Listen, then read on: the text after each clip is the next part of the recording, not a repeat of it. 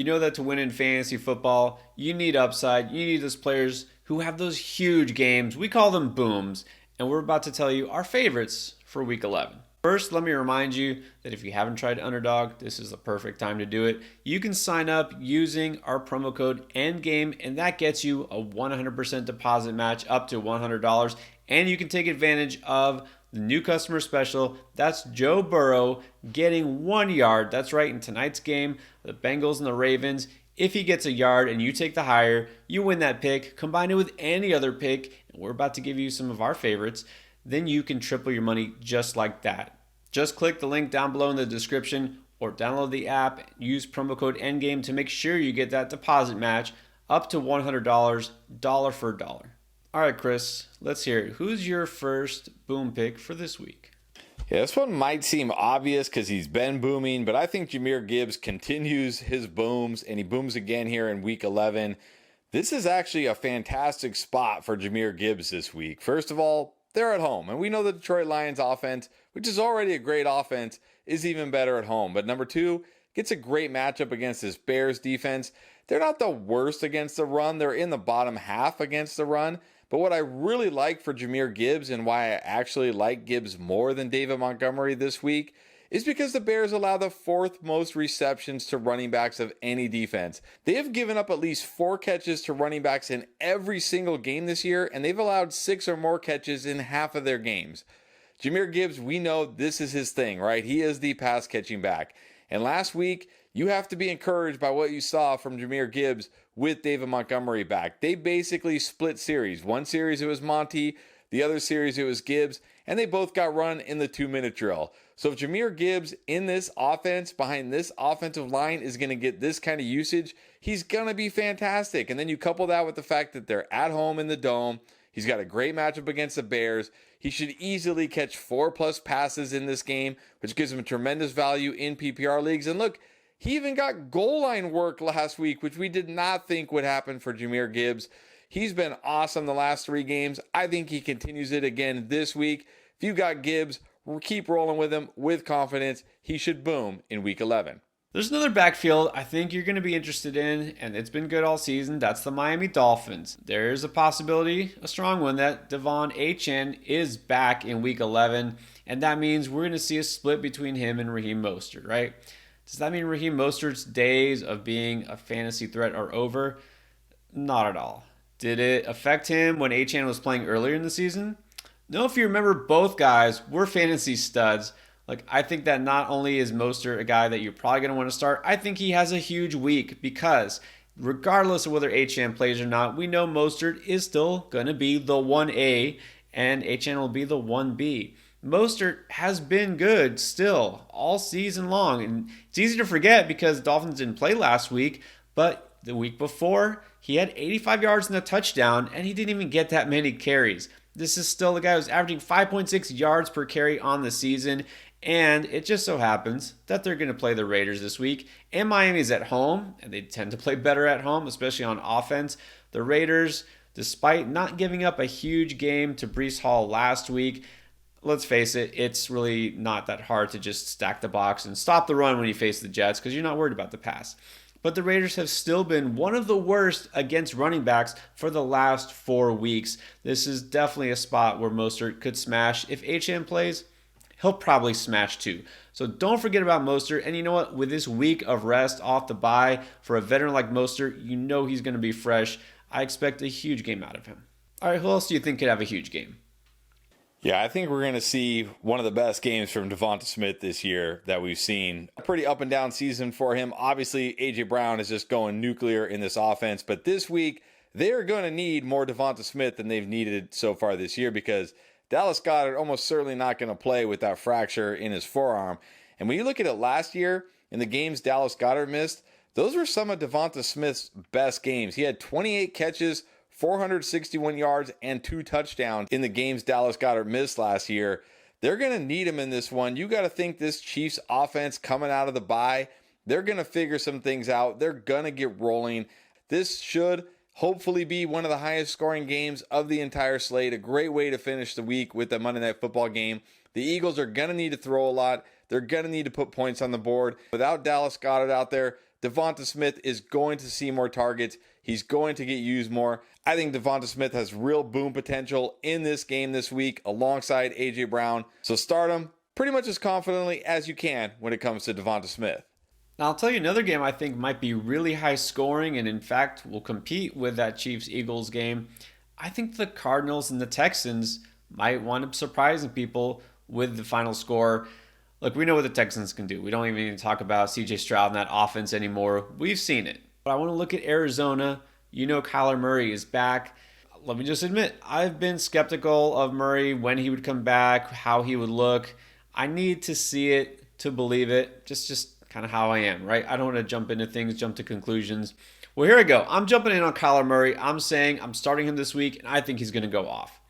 All right, so first of all, let's see the fact that he is healthy, and he ran the ball. He threw the ball plenty. He threw it 32 times, and he didn't, commit a bunch of turnovers. He didn't make mistakes. He led the team actually to win somehow. He didn't throw for a ton of yards, but also, again, they were probably going to, kind of ease him back into things. He did run the ball 6 times for 33 yards and scored a touchdown. So against the Texans, I have a strong feeling they're going to need to throw the ball and rely on Kyler Murray a lot more. If this turns into a score fest, Murray is going to benefit. He's a guy that we know has the talent. There's no question there. And so if he is full go and there's no limitations on him, which is what it looks like, in a potential shootout, I say reap the benefit of the other side. Yeah, you definitely want to start C.J. Stroud, but I definitely want to start Murray. In fact, he could be a better fantasy asset because he runs, and that's not really what C.J. Stroud does that much. And Houston, as well as they've played lately, it's mainly on offense. Their defense has been kind of sneaky bad against quarterbacks. You might not realize, but they've allowed the 4th most fantasy points per game to quarterbacks. They're winning these shootouts, but they're giving up big points on the other side. So while I'll admit I'm not necessarily the biggest Kyler Murray fan, and I'm not somebody who has him all over the place in fantasy, everywhere I do have him, I'm definitely starting him this week. All right, let's go with another boom for week 11. Look, Josh Jacobs didn't boom last week, but I think he does this week. What's usually the recipe when you're the underdog team with the inferior offense going up against an offensive juggernaut, a superior offense? It's to slow the game down, run the ball, and try to keep the ball away from the other offense. That's what the Raiders have been doing the last 2 weeks. Josh Jacobs, 26 carries 2 weeks ago, 27 carries last week. What is going on? This new head coach, he said when he took over, hey, Josh Jacobs is the engine. We're going to lean on him. He's not lying. I mean, this is insane usage for Josh Jacobs. And you got to think they're going to try to do that again this week because they're going on the road against the Dolphins. They do not want to get into a shootout with the Dolphins. The best way to keep from getting into a shootout, slow the game way down, run the ball, run a lot of clock. Don't let Tua and these, speed demons have the ball any more than is necessary. Josh Jacobs going to get incredible usage once again. And this is not nearly as tough a matchup as he had last week against the Jets. I mean, the Dolphins aren't a pushover run defense, but you can certainly run on the Dolphins. And Josh Jacobs has also looked much better the last 2 weeks. He just looks like a different runner. Maybe he just didn't want to run hard for Josh McDaniels. I don't know, but he looks significantly better. He looks much more like the running back we saw last year than the running back we'd seen most of this year.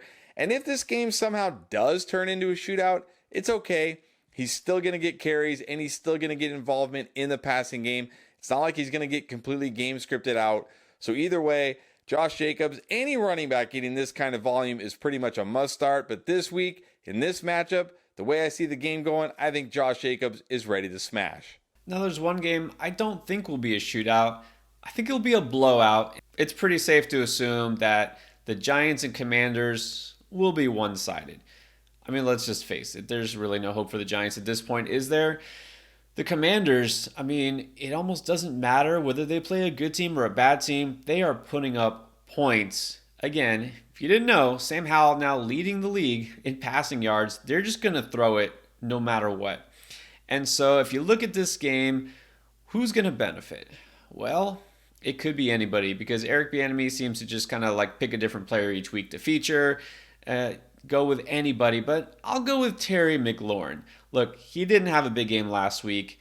None of the receivers really did, but I feel like this could be a Terry week. So look back to the last time that they played the Giants. Terry McLaurin did pretty well, 6 catches, 90 yards, and this somehow has become a worse Giants team. So if you look at also last week with the Giants, they just gave up huge games to guys like Brandon Cooks. Brandon Cooks finally had his huge, and not just his best game as a Cowboy, a monster game. I feel like Terry McLaurin can do that. They also give up a long touchdown to Gallup. CeeDee Lamb feasted again. Terry McLaurin, at the very least, should have a solid game. I think he has a good chance for a 100-yard game. And if nothing else, I know he can definitely go higher than his current line on underdog. If you go to the pick'ems, 58.5 yards, that's like a no-brainer to me. So again, if you just signed up for underdog, you already get that new customer special, Joe Burrow, higher than half a total yard. Combine it with this pick of Terry McLaurin going higher than 58.5. I think to me, that's an easy chance to triple your money. All right, so who else do you have in mind to go off this week? Well, you just talked about Terry McLaurin. You talked about his quarterback. I think Sam Howell is going to go off in this matchup at home. He's been surprisingly very good this year. You talked about it. He leads the league in passing yards, but also he's been good in fantasy. He's finished as a top 14 quarterback in all but 2 games, and he's finished as a top 12 quarterback 6 times. He's coming off some major big games here, and I think he has another one this week. And look, last week I was telling everybody, start Dak Prescott, and some people were a little nervous, like, well, they're going to blow him out, and then they're not going to throw the ball anymore. But that's not really what the Cowboys do, and guess what? That's not what the Commanders do either. They throw the ball. That's all they do. They just throw it, and throw it some more. It doesn't matter if they're ahead. It doesn't matter if they're losing. It doesn't matter if it's close. They just keep throwing the football, and they're going to keep doing it this week, and they're going to have no problem throwing the football because it's the Giants, and they're not even really fielding an NFL team. It's an absolute joke what's happening there in New York. So at home, in this matchup, no reason Sam Howell doesn't have another huge fantasy game. Maybe the biggest game he's had all season, honestly. So if you've been rolling with Sam Howell, if you grabbed him, you've been streaming him, or if he's somehow still on your waiver wire and you need a quarterback this week, grab Sam Howell. He should go off. Well, let me tell you, if you need a tight end, it might be rough out there on the waiver wire, or if you have guys that are just kind of inconsistent, you're not sure who to start.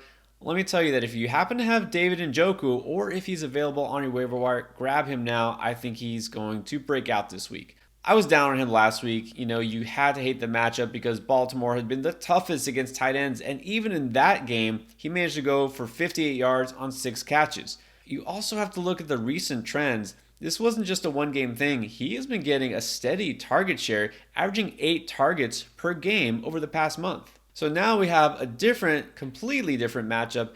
Cleveland going back home, and they're going to play Pittsburgh. Now, Pittsburgh defense has been pretty good, but they're not elite against the tight end. You also have to realize that now this could be a great matchup for a tight end because they just lost Quan Alexander, linebacker, for the season. And Alexander, besides being a really good veteran linebacker, he's also one of the best linebackers in terms of pass coverage. This is going to make it so much easier for a guy like Njoku to operate across the middle. This is a great spot for a tight end like Njoku to finally have a big breakout game. So if you got him, start him. If he's out there, stream him. If you haven't checked out all our start sit videos for week 11, don't worry, you can catch it all right here on this playlist.